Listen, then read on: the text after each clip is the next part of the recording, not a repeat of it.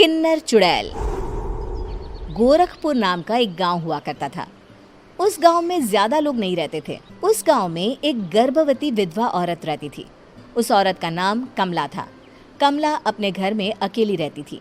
उसके पति की सारी जायदाद उसके नाम हो गई थी, पर सभी गांव वाले उस औरत को मनहूस औरत समझा करते थे और सभी उससे नफरत किया करते थे। एक बार कमला राशन की दुकान पर खाने का सामान खरीदने जाती है। भैया जी, जरा 1 किलो दाल चावल देना। अरे हाय हाय हाय हाय हाय हाय! अरे मनहूस औरत, मेरी दुकान में अपशुगन करवाने आ गई क्या? हैं? चल जा यहाँ से। मैं कुछ नहीं देने वाला हूँ तुझे। भाग भाग यहाँ से, चल जा, निकल। भैया जी, ऐसा मत कहिए। मैं गर्भवती हूँ, मुझे खाने की बहुत जरूरत है। मुझे खाना दे दीजिए। दुकानदार कमला को वहां से धक्के मारकर भगा देता है। तभी कमला रोते रोते उस गांव के किन्नरों के इलाके में आ जाती है।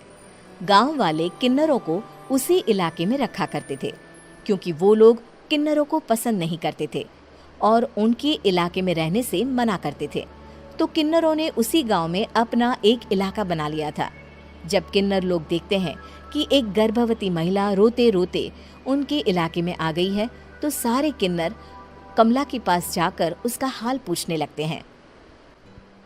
क्या हुआ बहन, तुम्हारी गर्भवती अवस्था में इतनी बुरी हालत कैसे है? तुम रो क्यों रही हो? तुम डरो मत, हम तुम्हें कोई नुकसान नहीं पहुंचाएंगे। तुम शांत होकर सब बताओ कि हुआ क्या है। मैं कमला हूँ। मैं गांव के दूसरे इलाके से आई हूँ। 2 महीने पहले ही मेरे पति की मौत हुई है। मुझे गांव के लोग मनहूस मानते हैं, क्योंकि मैं विधवा हूँ और गर्भवती भी। वहाँ के लोग मुझे खाने के लिए कुछ बेचने के लिए भी तैयार नहीं, जिससे मेरा गुजारा नहीं हो रहा था। कोई बात नहीं कमला, हम तुम्हारा ख्याल रखेंगे। किन्नर लोग कमला को एक खाली घर में रहने के लिए जगह दे देते हैं और उसकी देखभाल भी करते हैं। कुछ ही महीने बाद कमला अपने बच्चे को जन्म देती है, पर अफसोस, कमला बच्चे को जन्म देते ही अपनी जान गंवा देती है। जब सब किन्नर बच्चे को देखते हैं तो बहुत खुश हो जाते हैं, क्योंकि वो बच्चा भी किन्नर ही था। कमला ने एक किन्नर बच्चे को जन्म दिया था। अब इस बच्चे की देखभाल कौन करेगा? हम तो इस बच्चे को गांव के दूसरे इलाके में भी नहीं भेज सकते। और तो क्या हुआ, इस बच्चे की माँ नहीं रही तो हम इसे पालेंगे। अब ये हमारे इलाके में रहेगा, हमारे साथ रहेगा।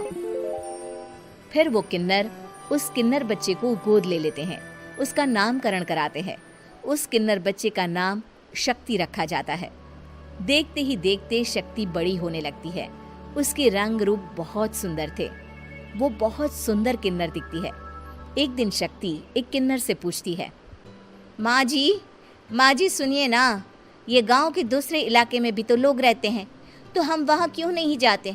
हम उनसे अलग क्यों रहते हैं? शक्ति, क्योंकि वो लोग हमारे जैसे नहीं, वो लोग हमें पसंद नहीं करते, इसीलिए हम उनसे अलग रहते हैं।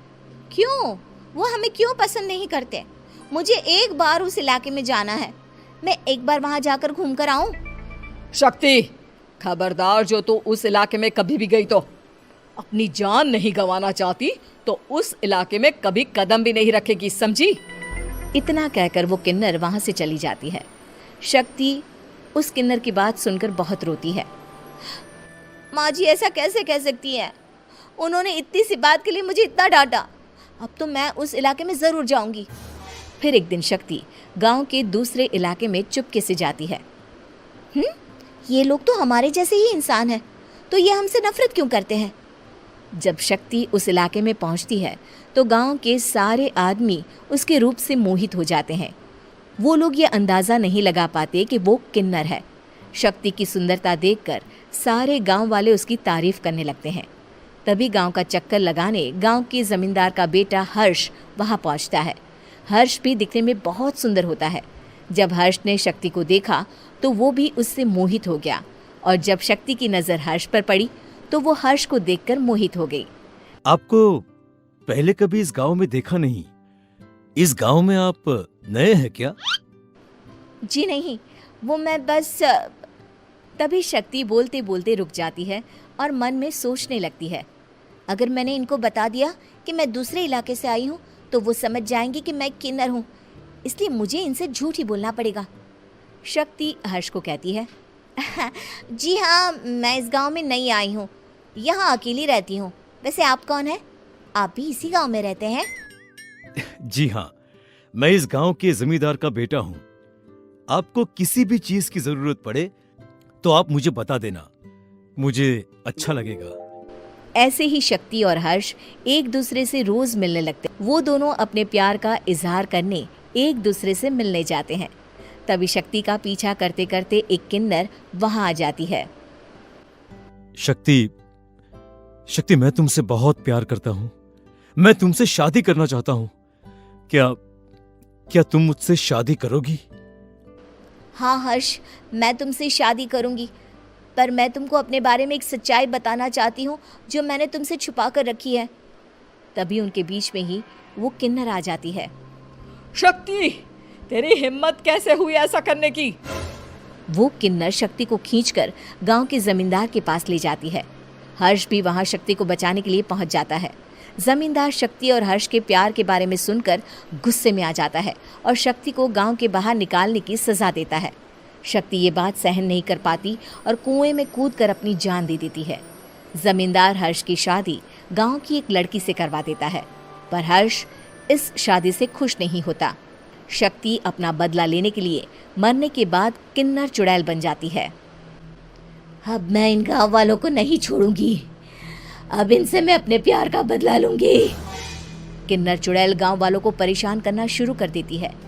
एक बार वो रात को गांव के खेतों में पहुंच जाती है और वहां आग लगा देती है। सारी फसल जल के राख हो जाती है। जब एक आदमी रात को उठकर देखता है कि खेत में आग लग गई है तो वो वहां पहुंच जाता है। वो देखता है कि खेतों के बीचों बीच एक किन्नर चुड़ैल खड़ी है और वहां खड़े होकर ताली बजा रही है। गांव वाला किन्नर चुड़ैल को देखकर बेहोश हो जाता है। जब सुबह उस आदमी को होश आता है तो वो सीधा जमींदार के पास जाता है। अरे जमींदार साहब, अरे वो किन्नर चुड़ैल ने मेरी सारी फसल जला दी। अब मैं क्या करूंगा? क्या होगा मेरा? जमींदार चुड़ैल किन्नर का नाम सुनते ही सब कुछ समझ जाता है। अब वो बहुत डर जाता है।